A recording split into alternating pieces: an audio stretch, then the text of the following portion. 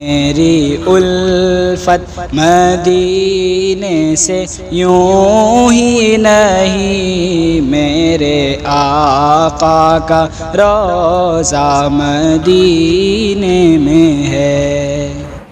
بسم اللہ الرحمن الرحیم، الحمد للہ رب العالمین، والصلاة والسلام علی سید الانبیاء والمرسلین وعلى آلہ وصحبہ اجمعین، اما بعد۔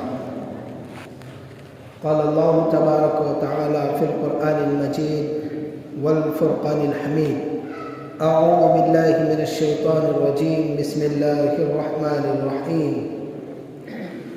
لقد كان لكم في رسول الله أسوة حسنة، وقال النبي صلى الله عليه وسلم: لا يؤمن أحدكم حتى أكون أحب إليه من والده وولده والناس أجمعين، أو كما قال عليه الصلاة والسلام۔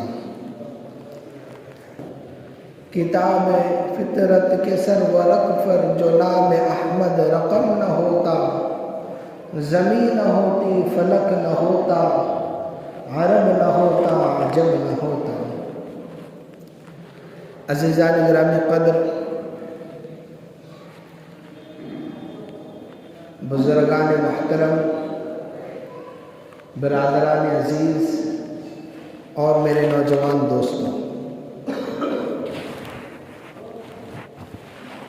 ایک وقت تھا کہ پوری دنیا میں تاریکی چھائی ہوئی تھی، پوری دنیا ظلمت کدہ بنی ہوئی تھی، پوری دنیا پر ظلم راج کرتا تھا، پوری دنیا تاریکی سے اور اندھیرے سے بھری ہوئی تھی۔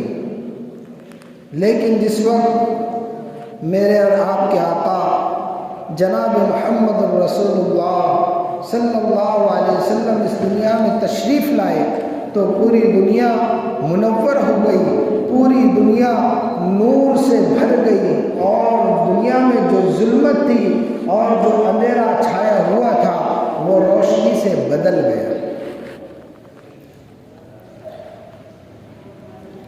جب کوئی مہمان آتا ہے، کوئی بڑا اجلاس، کوئی بڑی کانفرنس اور کوئی بڑا پروگرام ہوتا ہے، تو جب وہاں پر مقرر خصوصی آتا ہے اور جب اس پروگرام کی رونق اور اس پروگرام کے مہمان خصوصی آتے ہیں تو ان کے آنے سے پہلے اعلان کیا جاتا ہے کہ فلاں حضرت تشریف لا رہے ہیں، فلاں حضرت تشریف لا رہے ہیں۔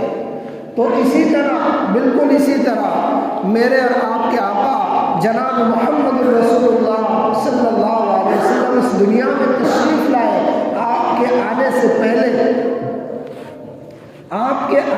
پہلے نبیوں نے اپنے ماننے والوں کو، اپنے متبعین کو اور اپنے پیروکاروں کو اور اپنے آپ پر ایمان لانے والوں کو اس بات کی اطلاع دی تھی کہ میرے بعد ایک رسول آئیں گے جن کا نام احمد ہوگا۔ آپ دیکھیے قرآن مجید کی آیات کو، حضرت عیسیٰ نبینا علیہ السلام میرے آپ کے آقا جناب محمد رسول اللہ صلی اللہ علیہ وسلم سے پہلے اس دنیا میں تشریف لائے، اور انہوں نے اپنے ماننے والوں کو جناب محمد رسول اللہ صلی اللہ علیہ وسلم کے آنے کی اطلاع دی، اور کیا کہا؟ من بعدہ اسمہ احمد، یاتی من بعدہ اسمہ احمد، کہ میرے بعد ایک رسول آئیں گے ان کا نام احمد ہوگا۔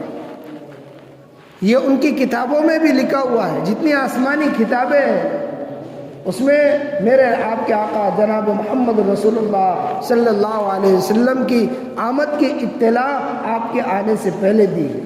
جس طرح مہمان آنے سے پہلے ان کے آنے کی اطلاع دی جاتی ہے، بالکل اسی طرح اس دنیا کے مہمان خاص، مہمان حبیب اللہ، ان کے آنے سے پہلے اللہ نے اپنے نبیوں کے ذریعے اس دنیا میں رہنے والے، اس دنیا میں بسنے والے انسانوں کو اطلاع دی کہ میرے بعد تم یہ کہہ دو کہ میرے بعد ایک نبی آنے والے ہیں جن کا نام احمد ہوگا۔ میرے اور آپ کے آقا جناب محمد رسول اللہ صلی اللہ علیہ وسلم کا نام احمد بھی تھا۔ آپ کا انتخاب لاجواب تھا۔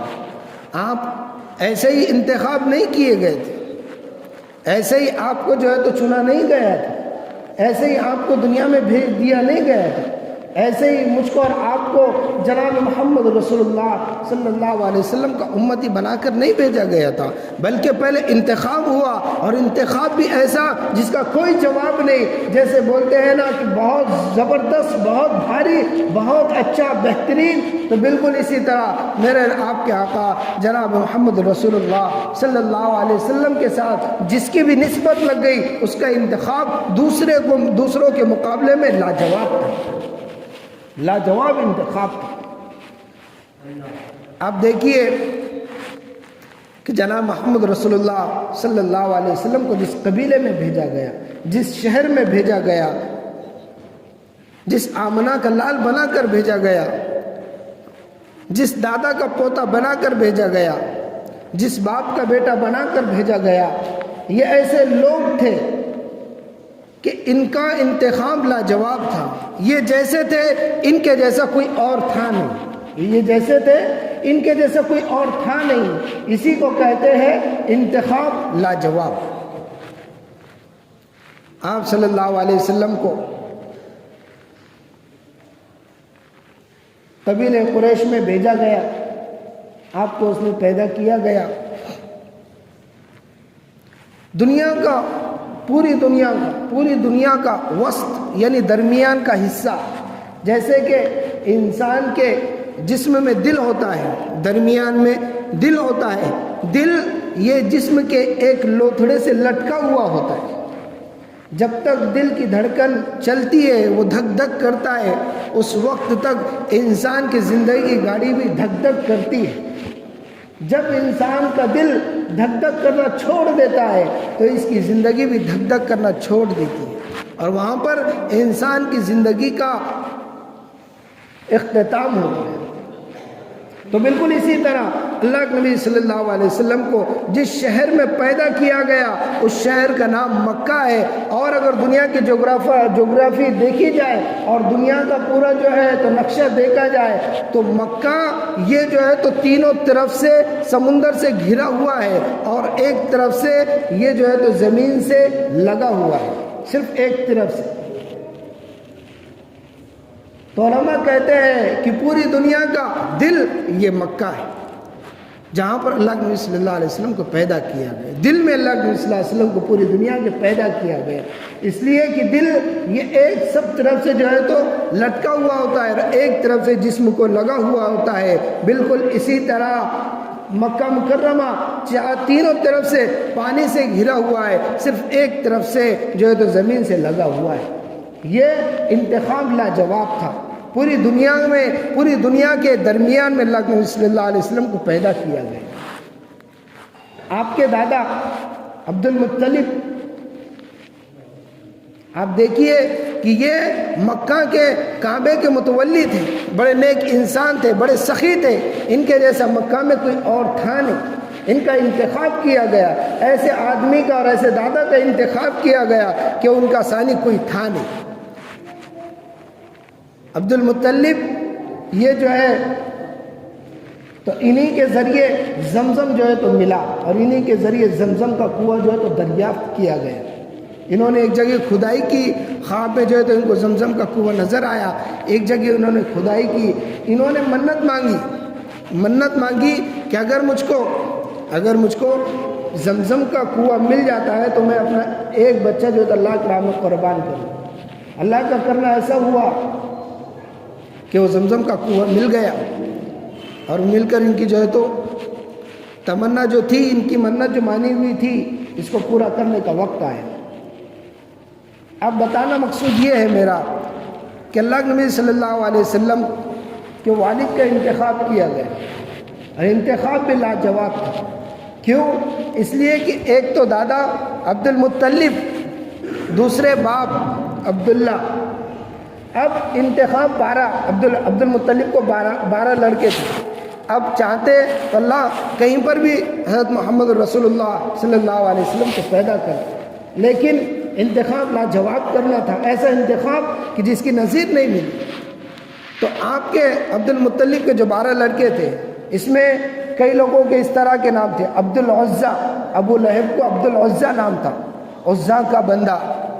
عبد شمس، سورج کا جو ہے تو بندہ، اور عباس، سخت زمین۔ نوافل بھی جو ہے ایک چچا کا نام تھا۔ اس کے بعد حمزہ بھی ایک چچا کا جو ہے اللہ کے صلی اللہ علیہ وسلم کے نام تھا۔ لیکن ان ناموں میں ایسے نام تھے کہ یہ ایک تو بتوں کے اوپر نام تھے، یا پھر ایسے نام تھے کہ جو بے معنی، جیسے کہ انشاء نام رکھتے ہیں لوگ، تو بے معنی نام۔ تو یہ اس طرح کیا ہے، یہ بے معنی نام، نوافل، حمزہ، یہ بے معنی نام۔ تو اب یہاں پر انتخاب لاجواب کرنا تھا، تو اللہ نے آپ کے والد عبداللہ کو چنا۔ ایسا نام کہ اللہ کا بندہ، جن کو اللہ حبیب اللہ دینے والے تھے، جن کو اللہ کے محبوب دینے والے تھے، یہ انتخاب بھی لاجواب تھا آپ کے بچوں میں۔ اب نام جو ہے تو عبداللہ کا نکلا۔ اب عبداللہ کو قربان کرنے کے لیے تیاری ہوئی، تو لوگوں نے کہا کہ یہ تو بڑا اچھا خوبصورت بچہ ہے، آپ ایسا کریں کہ ان کے بدلے آپ اونٹ کو قربان کریں۔ تو عبد المطلب نے کہا کہ ٹھیک ہے۔ اب جو ہے تو 10 اونٹ کی ایک چٹھی بنائی گئی، اور عبداللہ کا نام جو ہے تو ایک چٹھی پر لکھا گیا، اور اس کو جو ہے تو قرآن اندازی کی گئی۔ تو عبداللہ آپ کے والد محترم کا نام نکلا۔ پہلے 10 کا ڈالا گیا تو آپ ہی کا نام نکلا، 20 کا اور آپ کا نام ڈالا گیا تو پھر بھی آپ کے والد محترم کا ہی نام نکلا، 30 کا ڈالا گیا آپ ہی کے والد محترم کا نام نکلا، 40 کا ڈالا گیا، 50 کا، 60 کا، 70 کا، 80 کا، 90 کا ڈالا گیا، پھر بھی جو ہے تو آپ ہی کے والد کا نام نکلا۔ جب 100 کا قرعہ ڈالا گیا کہ 100 اونٹ ادھر اور ادھر عبداللہ کا نام جب ڈالا گیا تو 100 اونٹوں کا نام نکلا۔ تو عبد المطلب نے 100 اونٹوں کو قربان کیا، 100 اونٹوں کو قربان کیا۔ اسی لیے اللہ کے نبی صلی اللہ علیہ وسلم 2 ذبیحین کے اولاد ہیں، ایک تو عبداللہ اور دوسرے اسماعیل۔ یہ بھی ایک بڑا اپنے آپ میں جو ہے تو ایک لمبا واقعہ ہے۔ تو اللہ کے نبی صلی اللہ علیہ وسلم کا جو انتخاب تھا وہ انتخاب لاجواب تھا۔ آپ سے لگ کر جتنی بھی چیزیں تھیں وہ سب کے سب دنیا میں لاجواب تھی۔ آپ کے لیے عربی زبان کا انتخاب کیا گیا۔ عربی زبان ایک ایسی زبان ہے پوری دنیا میں کہ جس کے کم الفاظ میں زیادہ مفہوم جو ہے تو کھل کر سامنے آتے۔ آپ ایک مثال سے سمجھیے کہ جب انگلش میں یہ بات کہی جائے کہ نماز پڑھی جائے تو آفٹر پریئر کہا جاتا ہے۔ 3 الفاظ جو ہے تو انگلش میں استعمال کیے جاتے ہیں۔ جب یہی بات کہی جاتی ہے کہ نماز پڑھو اردو میں تو 2 الفاظ کہے جاتے ہیں۔ کتنے الفاظ؟ 2 الفاظ۔ انگلش میں 3 اور اردو میں نماز پڑھو 2 الفاظ جو ہے تو بولے جاتے ہیں۔ جبکہ عربی میں جب بولنا ہے کہ نماز پڑھو، صلی، کیا کہنا پڑتا ہے؟ صلی، نماز پڑھو۔ تو یہ اتنی جامع زبان تھی، جامع جو ہے تو زبان تھی، اور ایسی زبان جس کے کم الفاظ میں جو ہے تو الفاظ و معنی کا سمندر تھا۔ اسی لیے قرآن جو ہے تو فصیح و بلیغ ہے، جس کے ایک ایک لفظ میں سمندر کے مافی جو ہے تو گہرائی بھری ہوئی ہے۔ تو یہ انتخاب، زبان کا انتخاب بھی لاجواب تھا۔ اللہ کے نبی صلی اللہ علیہ وسلم کو جس قبیلے میں بھیجنا تھا یہ قبیلہ بھی ایسا تھا، لاجواب قبیلہ تھا۔ مکہ میں ویسے تو بڑے بڑے قبائل تھے، اور مکہ کے قبائل پوری دنیا میں مشہور و معروف تھے، لیکن ان میں سب سے بڑا قبیلہ بنو قریش تھا۔ قبیلہ قریش تھا سب سے بڑا اور سب سے مضبوط جو قبیلہ تھا وہ قبیلہ قریش تھا۔ تو اللہ کے نبی صلی اللہ علیہ وسلم کو پیدا کیا گیا قبیلہ قریش میں۔ قبیلہ قریش میں بھی کئی خاندان تھے، بنو ہاشم تھے، بنو نذیر تھے، کئی خاندان تھے۔ تو ان تمام خاندانوں میں جو سب سے زیادہ مضبوط، جو سب سے زیادہ اشرف، جو سب سے زیادہ اعلیٰ، جو سب سے زیادہ عزت والا تھا، اللہ نے اللہ کے نبی صلی اللہ علیہ وسلم کو اس قبیلے میں بھیجا، اور اس قبیلے کا نام بنو ہاشم۔ اللہ کے نبی صلی اللہ علیہ وسلم ہاشمی بھی ہے۔ تو یہ انتخاب لاجواب تھا۔ جناب محمد رسول اللہ صلی اللہ علیہ وسلم کی زندگی کے یہ واقعات پہلے کے اللہ کے نبی صلی اللہ علیہ وسلم کے پیدا ہونے سے 50 دن پہلے ایک واقعہ رونما ہوا۔ وہ کیا واقعہ تھا؟ بتانا مقصود یہ ہے کہ اللہ کے نبی صلی اللہ علیہ وسلم ابھی دنیا میں آئے نہیں، لیکن آپ کے لیے جن چیزوں کا انتخاب کیا گیا، آپ کے آنے کی جو نشانیاں بتائی گئی، وہ ایسی نشانیاں تھی کہ دنیا میں آج تک ویسی نشانیاں پائی نہیں۔ آپ کا جس شہر کے لیے، مکہ کے لیے انتخاب کیا گیا، یہ سب سے پرامن اور سلامتی والا شہر تھا۔ آپ اس بات سے اندازہ لگائیے کہ اس شہر کی خود اللہ رب العزت نے حفاظت کی، جہاں پر آپ کو مبعوث کیا گیا، جہاں پر آپ کو پیدا کر کر بھیجا گیا۔ مشہور و معروف واقعہ ہے ابرہہ کا۔ ابرہہ نے جو ہے تو ہاتھیوں کا لشکر لے کر کعبے پر چڑھائی کی کہ کعبے کو توڑا جائے، کعبے کو جو ہے تو منہدم کیا جائے۔ لیکن پرندوں کے لشکر نے جیسے ہی وہ کعبے کے قریب پہنچا، کعبے کی پہاڑیوں کے قریب پہنچا، جس وقت دو سپر پاور اور سپر پاور طاقتیں اس وقت تھی، اس وقت بھی مکہ جو ہے تو غلامی کی زنجیروں میں جکڑا ہوا نہیں تھا۔ تو مکہ پرامن والا شہر ہے، اور اس کی امانت کی، اس کی سلامتی کی خود اللہ نے جو ہے تو حفاظت کی ہے۔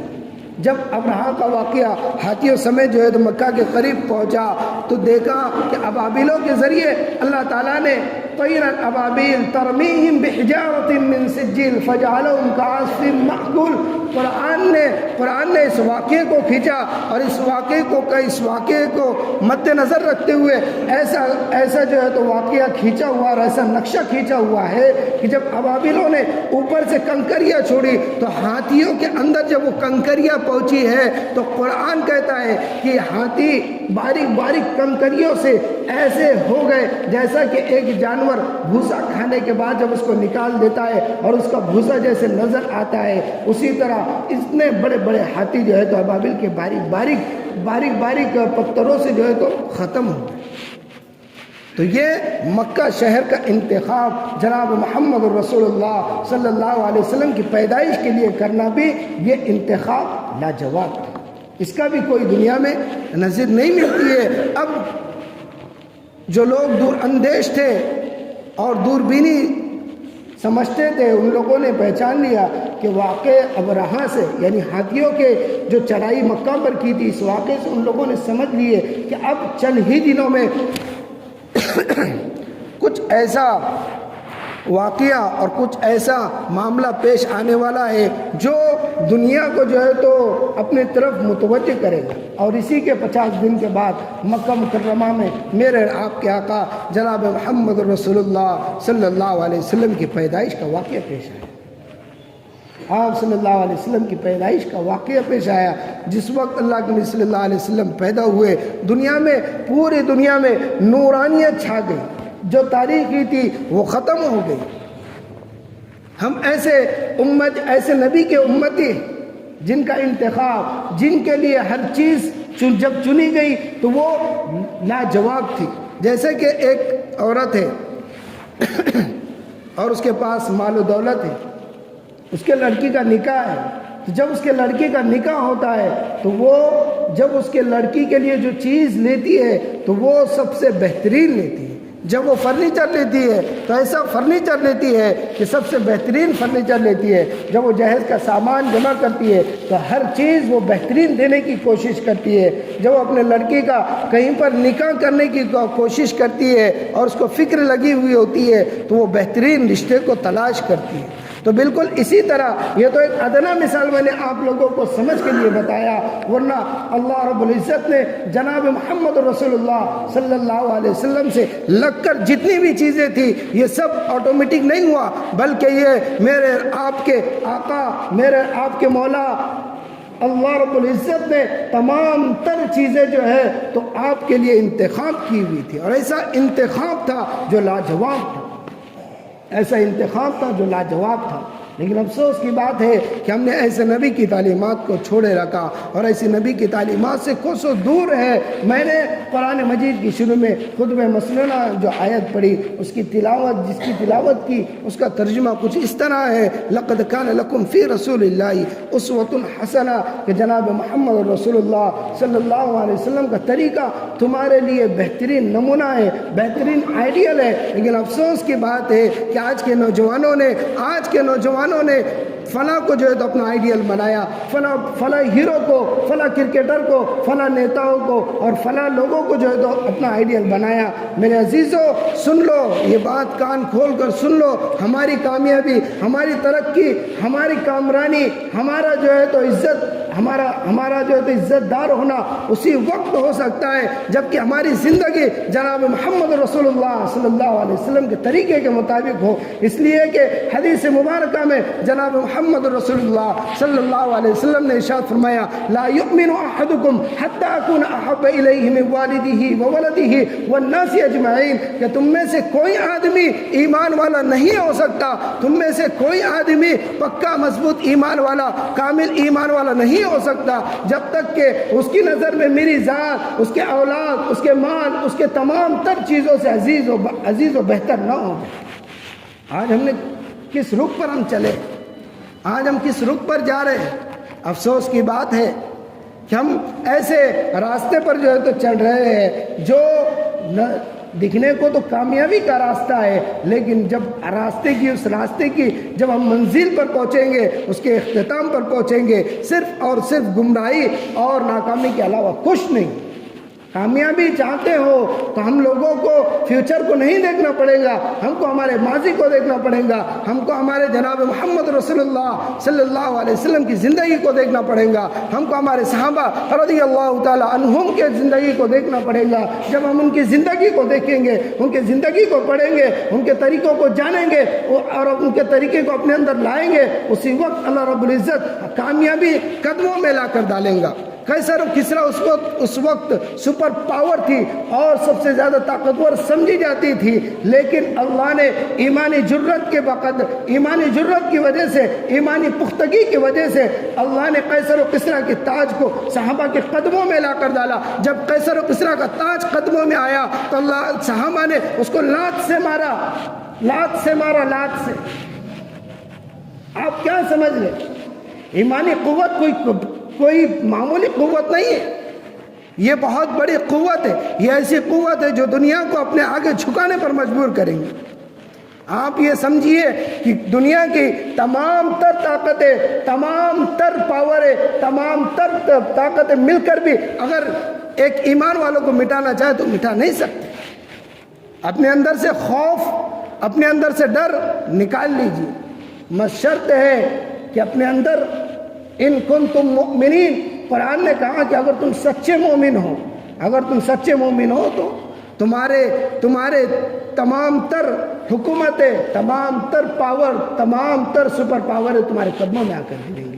تو اللہ رب العزت سے دعا ہے کہ اللہ تعالیٰ کہی گئی سنی گئی باتوں پر مجھ کو بھی آپ کو بھی عمل کرنے کی توفیق عطا فرمائے اور جناب محمد رسول اللہ صلی اللہ علیہ وسلم کی طریقوں کو اور آپ کی تعلیمات کو اپنی زندگی میں لانے کی توفیق عطا فرمائے۔ وآخر دعوانا الحمدللہ رب العالمین۔